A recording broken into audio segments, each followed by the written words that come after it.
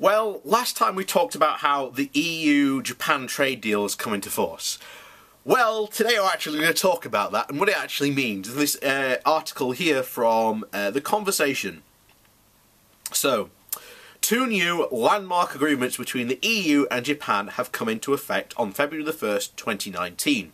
The Economic Partnership Agreement and the Strategic Partnership Agreement. The Economic Agreement is the largest bilateral trade deal ever made by the EU in terms of market size and will be the largest zone of free trade created in history. And Brexiters still think it's a good idea to leave. Remember, Daniel Hannan said only a fool would leave a single market, and yet Daniel Hannan is now wanting to leave the single market, so I think we can clearly see who the fool is. It drastically reduces tariffs between the EU and Japan, paving the way for simpler and faster trade between the two, and therefore an increase in volume. The strategic partnership commits to security cooperation on issues like nuclear proliferation, regional security, international terrorism and organised crime, cybersecurity and energy and climate security. As Han Dussel and I explain in our new book, EU-Japan Security Cooperation Trends and Prospects, these agreements come at a crucial time in the development of international trade and global governance. Brexit has the UK trying to redefine its relationship with the EU and potentially forego its own trade prospects and potentially forge its own trade prospects with the rest of the world. Perhaps more importantly, the new EU-Japan agreements stand in direct contrast to Donald Trump's decision to introduce an America First trade policy. Since being elected president in 2016, Trump has emphasised bilateral deals, erected trade barriers and undermined international institutions like the World Trade Organization.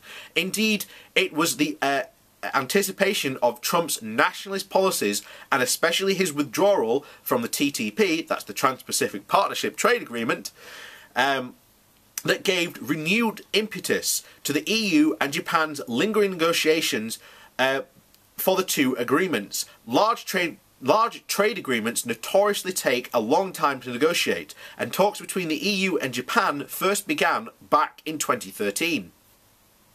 Japan and the EU, and Germany in particular, are export-driven economies and advocates of open trade. The protectionist stance of President Trump left them feeling vulnerable, so the new economic agreement is seen as a strong reaffirmation of a rules-based international trading system, which, again, we have just left, and have decided to go and, make our own bizarre one, who knows. The concessions Japan offered to the EU on agricultural products are a blow to US farmers, who for a long time had been hoping to pry open the sealed market. The EU-Japan deal will emphasise Japan's commitment to free trade and give a further thrust to the newly formed multilateral trade agreement known as the Comprehensive and Progressive Agreement for the Trans-Pacific Partnership, or the CPTPP, which rose from the ashes of the TTP after the US withdrawal. So the EU-Japan Economic Agreement will ultimately remove 97% of the tariffs that Japan applies to European goods, and 99% of those applied by the EU. It is estimated that the EU companies will save €1 billion a year in duties which they currently pay when exporting to Japan. So, yes, tariffs are important. You cannot just go 0% tariffs. And remember, there are rules here. So it's not like, even though these tariffs are now gone, there are still rules in place. The Brexiteers want to just go 0% tariffs and sod the rules.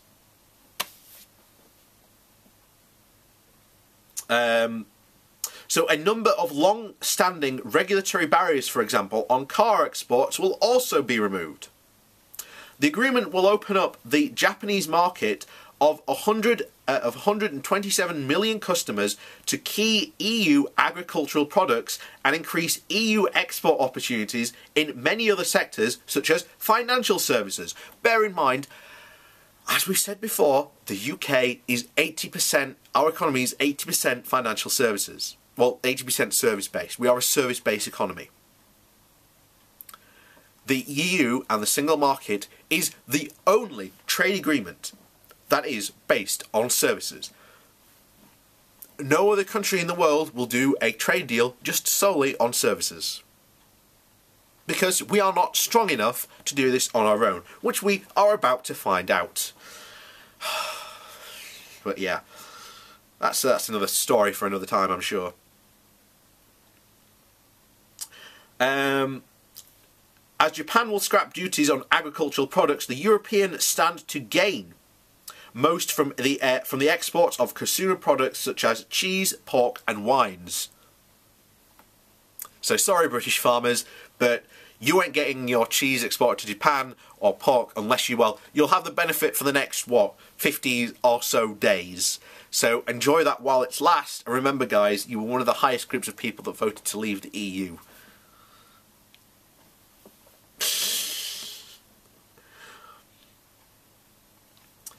So Japan's main interest in a trade deal with Europe was to increase its auto industry exports.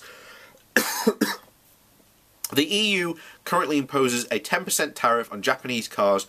Under the agreement, it will lower this to 0 over 8 years, although cars and auto components account for about a fifth of Japanese exports to Europe. Japanese car makers' share of the European market is only about 10%, much lower than that in the US or Asia. Besides these improvements, the economic agreement will strengthen cooperation between Europe and Japan in a wide range of areas. It will reaffirm their shared commitment to sustainable development and include for the first time a specific commitment to the Paris Climate Agreement. The EU has already exported more than 580 billion euros in goods and 280 billion in services to Japan every year. This will grow, and the strategic partnership will lead to a further deepening of EU-Japan relations and engagement across a wide range of global, regional and bilateral thematic issues. It reaffirms the shared values of common principles that form the basis of the EU-Japan relationships, including human rights, democracy and the rule of law. Together, the EU and Japan's economies account for about a third of global GDP. The new trade agreement should therefore serve to bolster the global economy as well as making a strong commitment to multilateralism by the two of the world's biggest economies. Congratulations, Brexiteers, you're leaving that. And as Japan has said, you will not get a good trade deal. In fact, as we've said before on this channel, the Canada deal that they did with the EU and both the Japan deal and the Mexico deal have stipulations that if they want to do a trade deal with another country, they have to go and check with the EU first to make sure that it doesn't do this. So either way, we ain't getting a good deal with these countries. We've said this multiple times.